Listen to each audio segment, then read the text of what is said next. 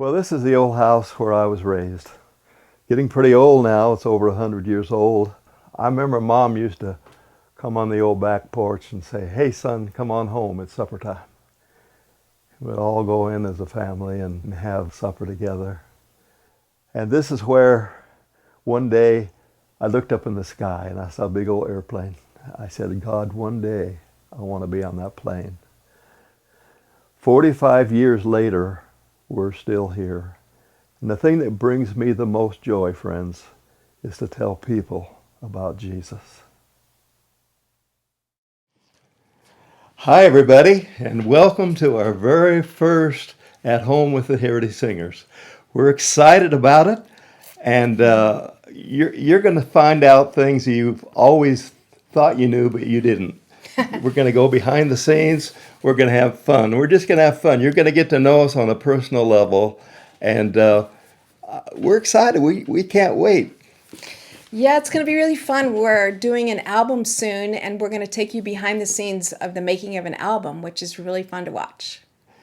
Yes, it is. And, we're being seen all over the world, and this is a little off of the script, but we're being seen all over the world right now.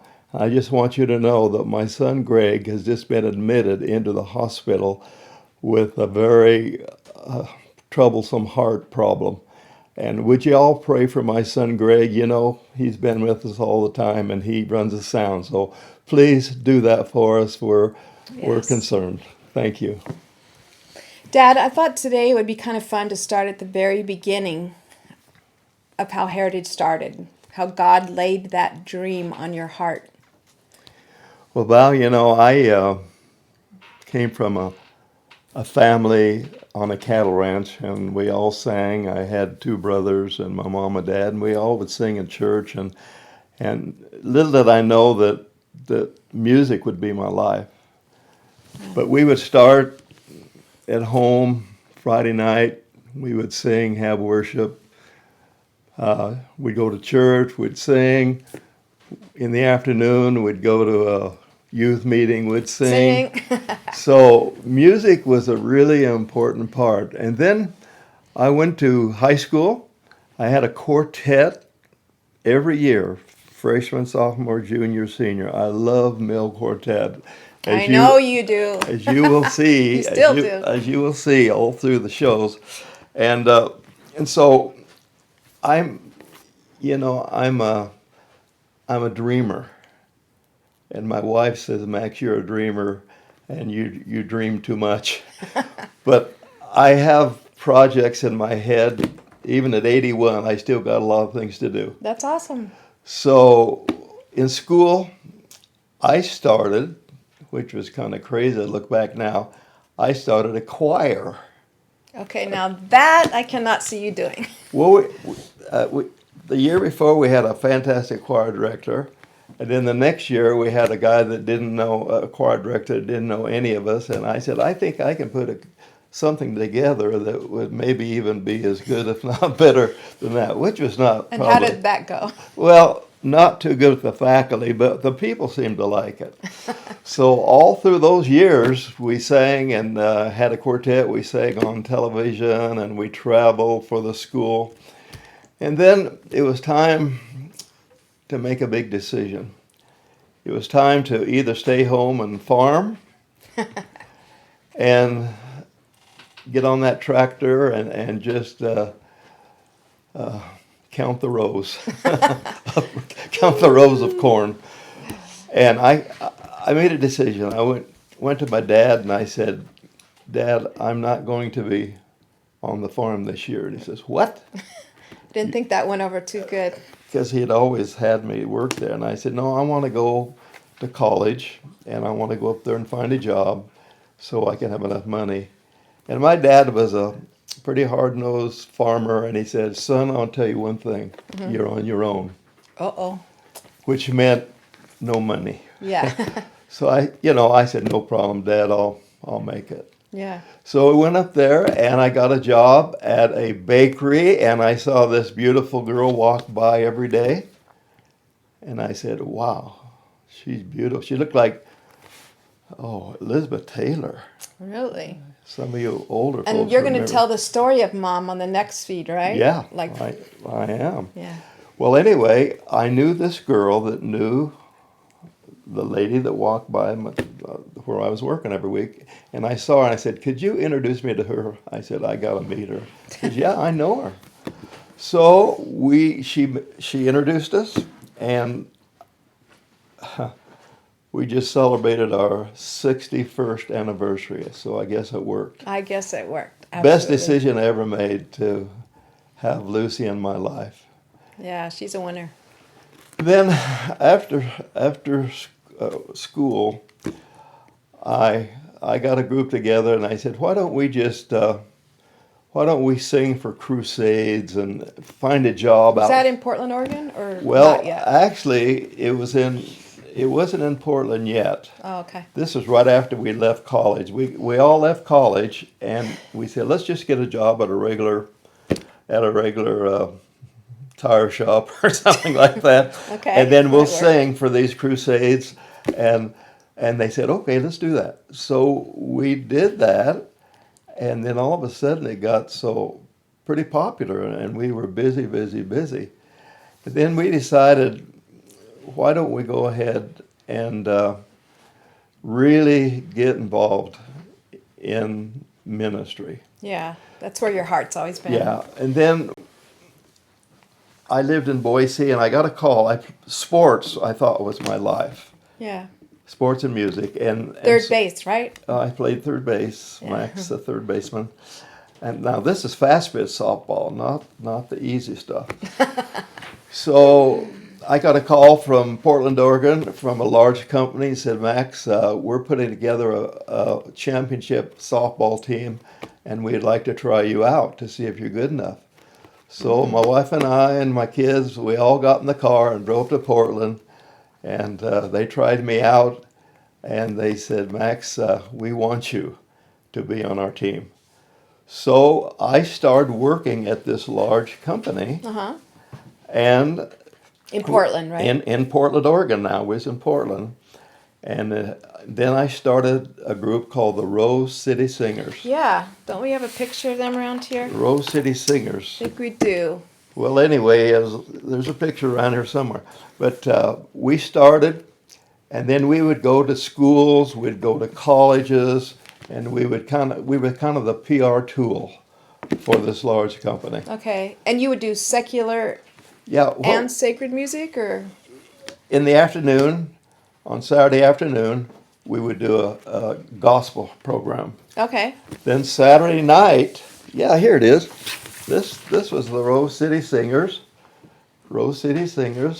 Yeah. right there, and we worked for this large company, kind of as a PR tool. We took our PR guy with us, and we tried to recruit. People who was good in chemistry and biology to work at the lab. Yeah. So we worked there, and then we decided that we would probably not do secular anymore. In the evenings, we'd do secular programs, Raindrops That Fall on My Head, and people started calling in and asking for that program. and they was even willing to pay for that one, and we could barely get a love offering for the religious program. So I'm telling you the truth now. So we started we sang for the California Junior Miss Pageant with the Rose City Singers. We That's sang cool. for the National Attorneys Convention. Uh-huh. And we just decided that we had found our niche. But we did that for several years. Then we started praying. We said, why don't we hit the road? Yeah. Why don't we go out? She wanted to make a difference, right? Give people hope. Yeah, More than just secular entertainment. Yeah. Exactly. So we started to let people know that we are available, that you could bring us into their church, and then we'd do a gospel program. And it was kind of scary because way back then, a song like Happiness is to Know the Savior maybe had too much rhythm for some people. We laugh at that now. Yeah. But one thing was the key to this whole thing. Pacific Union, we were in the North Pacific Union in Portland, but the Pacific Union, we wanted to go there because that's in Los Angeles and Loma Linda and all around there. Uh-huh. And we requested if we could go and have concerts at those churches. And they had a board meeting. The union had a board meeting whether they were going to let us come in or not. And we won by one vote. Wow. One vote. Thank you to whoever that one vote was. And if we would have lost that, we would not have a Heritage Singers. We couldn't make it without going into that area. Wow. One vote. Wow. I said, okay, Lord, that's a sign. We will Yeah. go. So we started doing programs all over. But you had a group, you put some Rose City Singers together, and then there was a group from Canada, right? Yes, I met some wonderful people from Canada called the Leiskys family, and every one of them could sing. And as soon as I heard them, they had the same feeling I did, or I had the same feeling in music they did. Yeah. And so I went and talked to Jerry, and I said, Jerry, he had a group called the Waymark Singers Okay. up in Canada. And I said, Jerry, why don't you take the best of your group, and I'll take the best of my group, and let's start the Heritage Singers. Yeah, that's awesome. Well, we said, what shall we call this group? Well, we had a meeting one night, and they came back, and Jerry It's the one that Leiske came up with the name. came up with the name Heritage Singers. Yeah, and I think this is your very first poster from 1970. Unbelievable that we even have this. My I wife can't believe it. found This is that pretty today. cool. The very, very first poster. Wow. That's half Canadians and half Americans in that. Yep. And then we went for 3 months out on the road. We got on a bus. Oh, the bus! Oh, the Where's the bus? The bus, the bus. This is a replica of the very first bus we had. This is called a Cena Cruiser. Some of you older folks remember a bus like this.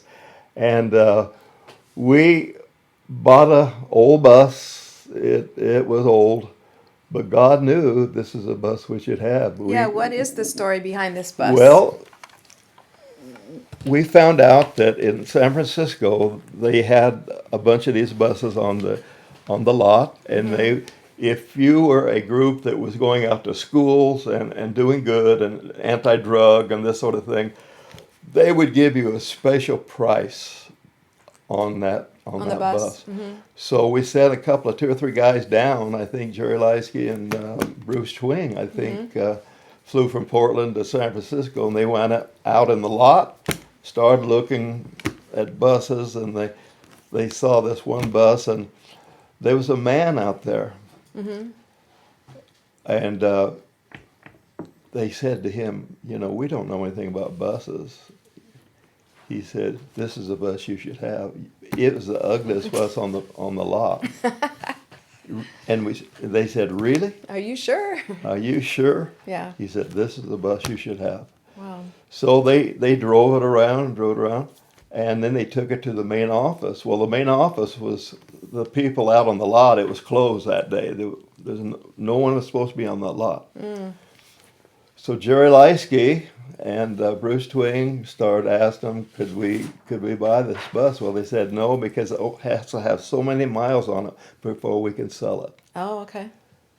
But the Holy Spirit touched this man. He says, I'm gonna do something that I might get in trouble, but I'm gonna sell you this bus. I think it's $6,000. Whoa. And then we had to buy the tires. That's amazing. I wish that was still the case. Yeah, it was but Wow. The But bus. where did you get the $6,000? Where did we get it? We had to borrow it, and it's not good to borrow. But we took that bus, and for 10 years, we called it Old Blue. Yeah. And for 10 years, we used that bus. And I remember going to New York City when the clutch was out. We had to run around the back, and a guy with a broomstick at the right time stuck it under there and put it in gear. And horns were honking, people were shaking their feet. You know, New York City, Yes, yes. Manhattan. Yes. They don't have very. I remember on this bus. What happened? There's What did you do on that bus, Val? Well, there was two steps going up right here, and then in the very back of the bus, we had a schoolroom and a desk and desk chairs that had rollers on them. And I remember as we would turn corners, I would be rolling all over the place. We had plants back there, like tomato plants. So and you went to bulletin school board. back there. Went to school right back there in the back of this bus. Yeah, pretty awesome. Yeah, I grew up on that bus actually. And Mom did it for a while, but it got too much with all the Yeah, with other, homeschooling, other yeah. duties. It So was- I it think was Jim a- McDonald, didn't he teach you for a Oh, while? I had several teachers actually. Yeah, Yeah, yeah. Prudy Matthews did a lot of my tutoring. Yeah, super special. But when you guys went on the road though, you just took a bunch of people, had no idea where the next meal was coming from, didn't know where you're going to stay, and basically just took that step of faith. I mean, that's pretty amazing. Yeah, we had a meeting, and I told them, I said, guys, I said, I can't even guarantee you that we can pay you anything. Wow. I said, we'll have to stay in homes. And a lot of wonderful people opened up their homes to us, and we stayed in homes. Yeah. And I remember we'd drive all day to get to the church, and the ladies of the church would cook Oh yeah, those soup, just potlucks. Yeah, potluck, and Yeah. made us feel at home. that's what got us by. And we couldn't have done it without them. But boy, I tell you, we started with this tour. We figured, I told them, I said, and everybody said they're willing to do that. They were willing to do that. Wow, But that's I a lot. rem- That's a lot of faith. Even today, 48 years later, that's a lot of faith to just leave. You know, take your kids on a bus, and it's pretty amazing that Mom went along with that. Well, as you know, your mother's a homebody. I know. That's why it's really surprising. When I went home and told her I wanted to do this type of work, and she said, "Are you sure?" She says, "You know me. I don't like to go out, and Yeah, I like to be at home." she's a little more shy. But she said, "If God's calling you to do this, Yeah. I will go." And she's been an amazing support. And I tell Yeah, you, we I couldn't have done it I without couldn't do it without her. So the kids said, "Okay, let's do it." So we got on the road, and the way we'd start out, Where was the first concert? the first concert was June 4, 1971 in Yakima, Washington. Oh, We wow. didn't have a bus. We had to rent a bus. Oh, Because okay. they were going to bring the bus to Yakima, Washington, the next concert. Oh, okay. And when they drove that thing, and it was so ugly, we said, "Oh man!" Wasn't Mom was telling me yesterday? It was actually had a lot of people had smoked in there, so you Yeah, guys had to scrub and it scrub was to bad. get But- rid of all that. But let me go back Okay. to that guy that was in the lot Oh, the when bus, the lot was the closed. Greyhound guy. Yeah. Yeah. And when we went into the office, when the kids were at the office, he said, "You said there was a man out there." He said, "There's nobody on the lot today. Ooh, Nobody's on the lot." goosebumps! I love that. And I said, "Well, he's the one that told us this is the bus we should have." Wow. And they had redid the all the upholstery underneath, and it was all complete. Even though it looked ugly on the outside, Yeah. it was all completely redone. On the inside. And And the engine was all redone, right? Like a totally rebuilt redone engine. Yeah. But when they said there was nobody there, our guy said there was a man there that Wow. told us this is the bus you should have. Wow. And we all feel it's an angel because they went back to try to find him. He was gone. Wow. Handpicked by God, huh? And we pretty used amazing. that bus for 10 years. And then we bought another bus in 1981, and we still have that bus. Yep. We And sure that's did. old, and like me. But we're loving it. But it's a bus. It's that home we away can- from home. Yeah. So we would, this is the way we travel. We'd start out in Sacramento, we'd go to Denver, have our first concert in Denver, and then we'd move on up into the East Coast, New York, Boston, all that area, Washington, D.C., Yeah. East Coast, and we'd try to do that in the fall while the weather was nice, because as you know, in New York and these places, when the winter hits, you better get out of Dodge. Yeah. So we did all these concerts in those areas, and then when it started to get cool, the last part of October into November, we left and we started working our way through the Midwest and places the like good weather. Dayton, Ohio. It was just kind of, the weather there was just getting kind of fall, but it wasn't like New York. Yeah. And we would do concerts all through Michigan, Ohio, working our way to Dallas, Texas. Yeah, the group used to do probably at least 6 concerts a week, right? Yeah, we would do at least 5 to 6 concerts a week. We would work Sunday, Monday, Tuesday, Wednesday, Thursday, take Friday off. Well, we would have a concert on Saturday night, Yeah. take the system down, move across town, and get up at 6 in the morning and set up the sound system and do another concert, and then take the system down, and then somewhere else out of town a little bit, Yeah. we would have the third concert, the Sunday night concert. You know that was God giving us the strength. We were dead, and we had to be young to be doing that. Yeah. So we did that for 20 years. 20 years we were on the road. And I look back on it and I said, God, how did we do it? Wow, no kidding. And you got to love it to do it. Oh, yeah. But we need to probably just really encourage people to follow the dreams that God places on your heart. Don't ever feel that something will never happen, because my dad is living proof, this ministry, that anything is possible when God wants it to happen. So don't be discouraged. Be encouraged that if God wants it, it's going to happen. Even if man tries to shut it down, right? Right. Well, God, He does some fantastic things. He knows way ahead what's going to happen. Yeah. He knows way before we do. Yeah. We think we have a plan. Sometime that plan never works. But He always will be there. Yeah. And we spent a lot of time on our knees Oh, yeah. because we didn't have a sponsor. We didn't have anybody to say, "Hey, look, you just go out on the road and share Jesus, Yeah. and we will take care of the expenses." No, we had to pray. If somebody would send $25 in, we would praise the Lord. If Yeah. somebody send $100 in, we'd hit the roof, we'd jump. And so we decided then that we probably could not take that pace. And then we started a television program out of Orange County. LA, Orange County, Yeah.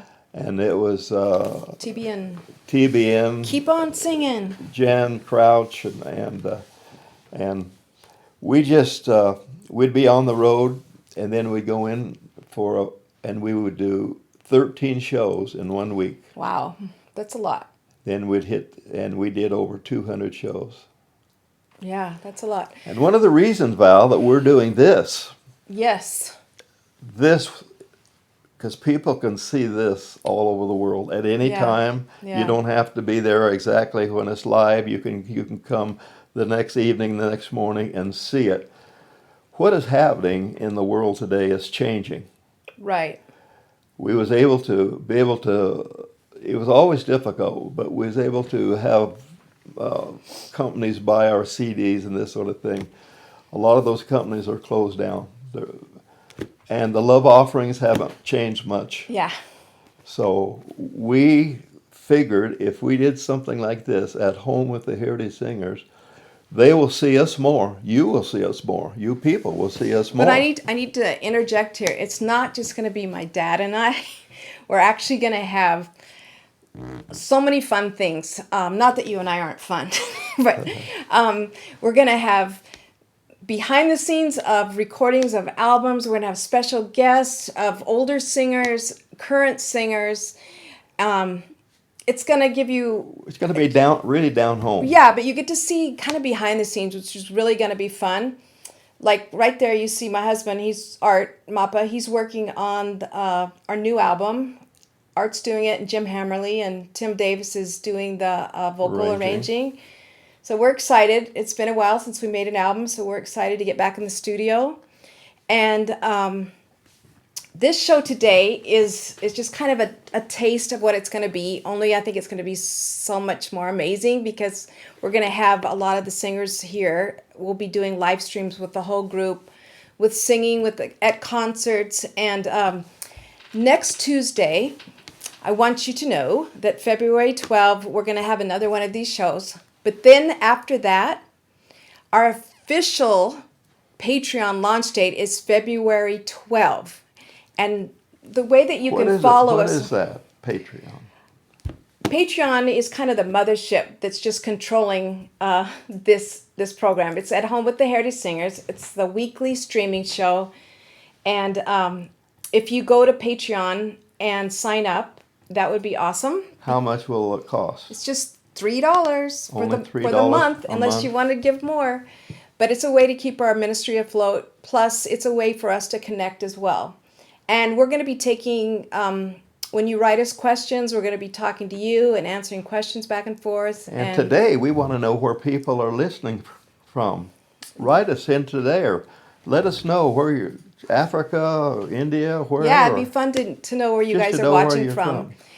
But we really encourage you to go to our either our Facebook page or go to Heritage Singers on Patreon, and you'll see our site there, and you can sign up. And from then on, you actually will pay $3 a show to see any show. So these will be premier people that they will see things that other people won't see. Yeah, $3 a month, not $3 a show. Also, something super, super exciting I got to tell you is on our very first Patreon show, which is our official launch, Shani is going to be our guest. And Shani is, she's had a tough year with a brain tumor, and she's going to share her testimony. Yes, right? She's going to be here, and we're so excited. She's going to sing with us in Napa, our concert in Napa, and it's going to be so great to have her back with us. And anyway, this is a time that we can pray together, share our concerns, share our prayers, share Bible verses with each other. It's a time that we can minister to you, and we're really excited that you're joining us today. And Val, the devil is working hard. Oh, yeah. He's doing everything he can to close the Heritage Singers ministry down. And we are facing some hard times, but we're not discouraged. Mm-hmm. We feel that you folks that have been with us for all these years are going to stand with us. And we'll be here, right here. And every week we will give you new things. And so the group wants to stay together, don't they? Oh, yes. No, we don't want to stop. We don't want to stop. And we plan on staying together. We plan on moving forward. We're taking a big step of faith. And thank you for your love and support for our ministry all these years. We really, really, really appreciate it. Oh yeah, I should show you this. Oh, I just found this album. This is The King is Coming. This was the original group, which is pretty cool. Okay, I'm not even going to try to pronounce your name, but they're watching from Indonesia. We love that. We love Indonesia. We've had opportunity to go there a few times, and that's very cool. Yeah, let us know where you're watching, and if you have any later on different shows, we will have you ask us questions and write live. We will answer them right on the show. Absolutely. Oh, Gayton George, hello there. Geneva, Illinois. Yeah. Wow. That's a ways away. It's pretty cold there, I bet. Wow. And Redondo Beach, California. Hi. Thank you for watching. You're down where the sun is. We love it. We need everyone to join a Patreon So you can be, we call you the premier guest people that will keep the ministry of the Heritage Singers going. Yeah, please share this with your friends. Tell them about it at Home with the Heritage Singers on Patreon. We would love to have you join us. Hey, look Okay. at here. St. Lucia, the Caribbean. I've always wanted to go there. St. Lucia is a That'd be beautiful fun. island. I've never been there. Always. Nice Aw, to thank see you. you. Thank you for your Thank you for prayers. joining us. Well, this is going to be exciting, and just encourage everyone to stay with us, hang with us. Yeah. We want to keep the ministry going till Jesus comes. Yes. Thank you so much. Until we meet again.